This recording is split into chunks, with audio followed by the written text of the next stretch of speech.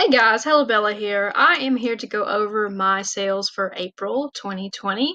I had a good month again, down a little bit from March, but my sales for Amazon, FBA, and Merchant Fulfilled combined were $15,856, and I am super pumped about it. So I'm going to get into it a little bit, talk about my profit, how much my cost of goods is, and how much I am kind of projecting for this going forward. Now, I have had an uptick in sales due to the COVID-19 panic purchasing of many items. I'm selling a lot of replenishables right now and a lot of just things that you can find at your big box stores like Target, Walmart, Big Lots. And for us, I think a few things have opened back up. Academy Sports is open Tuesday morning. Some things like that have opened in my area. So I'm finding different places to source now. I do want to think a little bit about Q4 going forward. I know it's going to be a very different Q4 for many of us, but I think it is still a good idea to start stockpiling for that. We may see a little bit of change during that time, especially considering everything going on in the world. So let's just get into the numbers here. So this is a 30-day period for sales. I sold 988 items, and I looks like 1,360 units ordered. Average sale was 1.38 items. So most people, or a lot of people, bought more than one thing from me. ASP, or average sale, was $16.05. So that has gone down a little bit, but I am selling a lot more. So I'm selling more volume and less profit.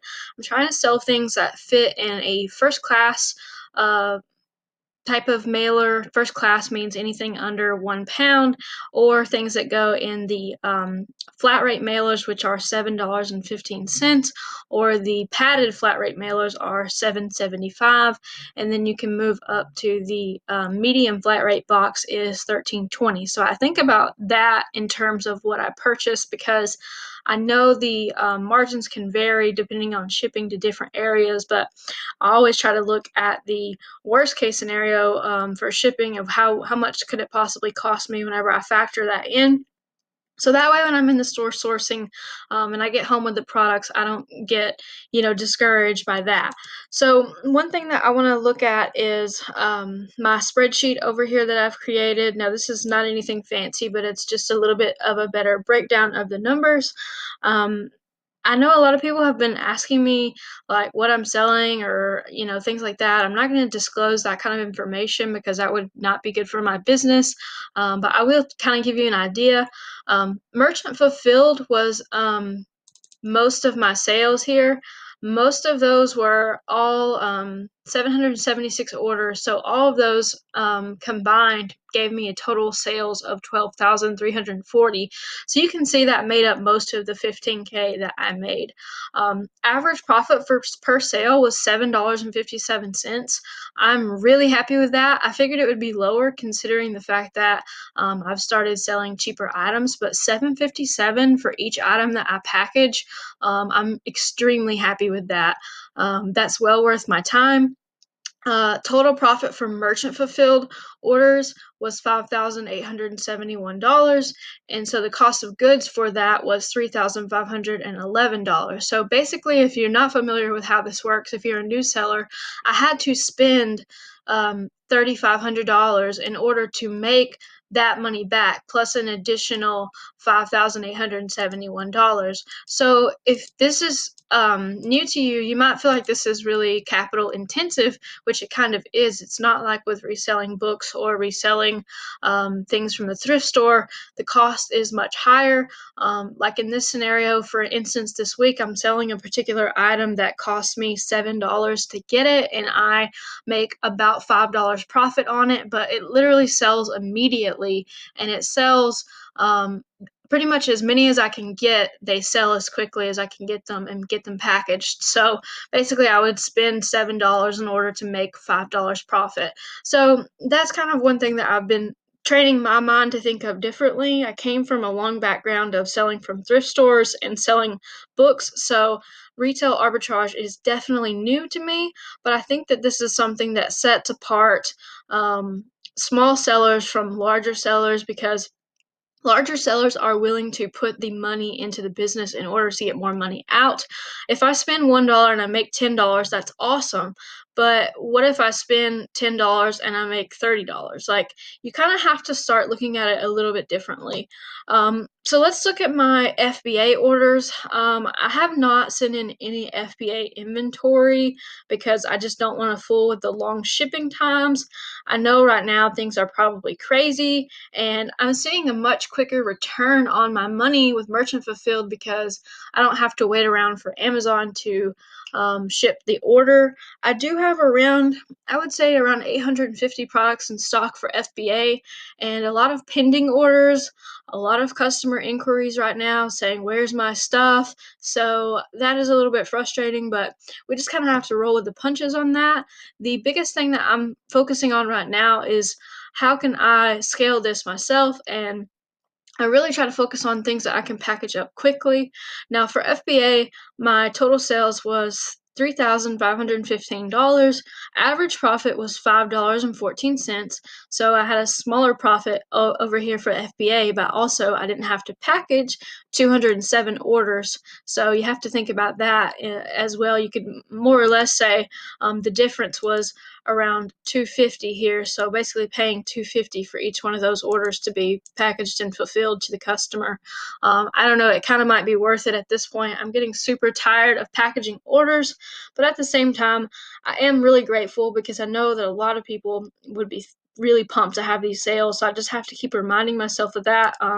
Right now I have scaled down a little bit just to kind of not get burnt out, but my total profit on these FBA orders was $1,063, and my cost of goods sold was $399.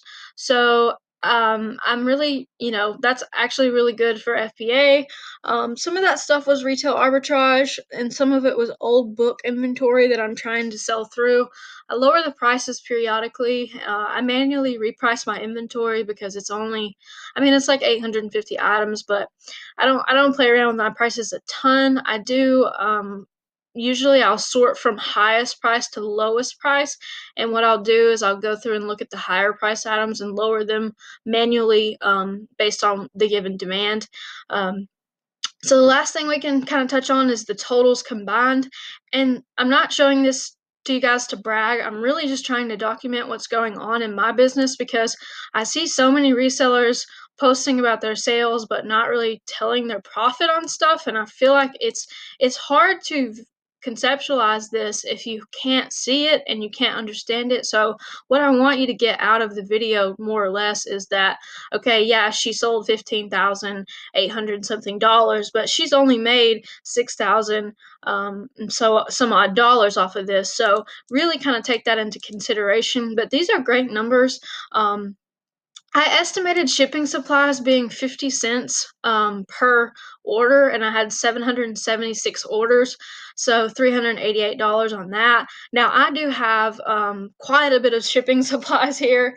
I have bubble mailers, I have poly bags, I have different types of void fill paper, so all of those things definitely are not free. So I have to factor those things in, tape and the basically the little printer roll things. Oh gosh, what are they? Thermal labels.